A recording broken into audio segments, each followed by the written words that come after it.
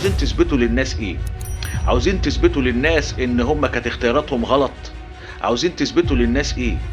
شمتانين في الناس؟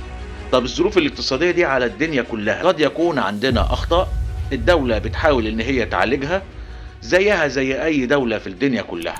قلنا قبل كده ان احنا كلنا في مركب واحدة، يا توصل بينا لبر الامان يا تغرق بينا كلنا. انا مش فاهم انت عاوز يعني البلد تغرق اكتر؟ عاوز تثبت لنفسك ايه؟ طيب عاوز تثبت لنفسك ايه؟ عاوز تثبت للناس ايه؟ طب استفدت ايه؟ طيب هتتاجر باوجاع الناس وتشمت في الناس؟ عاوز تثبت للناس ايه ولا تثبت لنفسك ايه؟ طيب انا مش فاهمك، انت عاوز ايه؟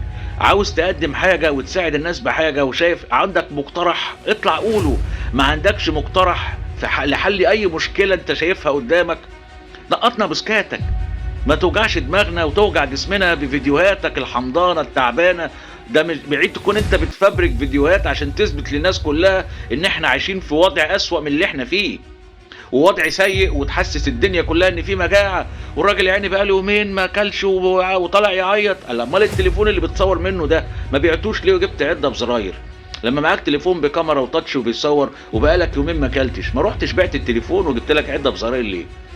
يعني انا مش فاهمك.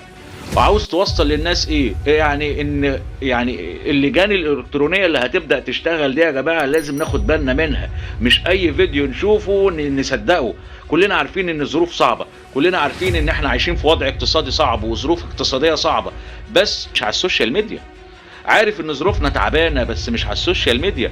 في ناس بتستغل الكلام ده ضدنا، في ناس بتلعب في البلد وبتستغل ظروف البلد ضدنا. يا ريت نفوق يا جماعه بعد اذنكم. اللي خايف على البلد دي يدعي لها، اللي خايف على البلد دي يدعي لها، ولو عنده مقترح يطلع يقوله، ما عندوش يسكت وينقطنا بسكاته. ادعوا لبعض يا جماعه وحبوا بعض شويه.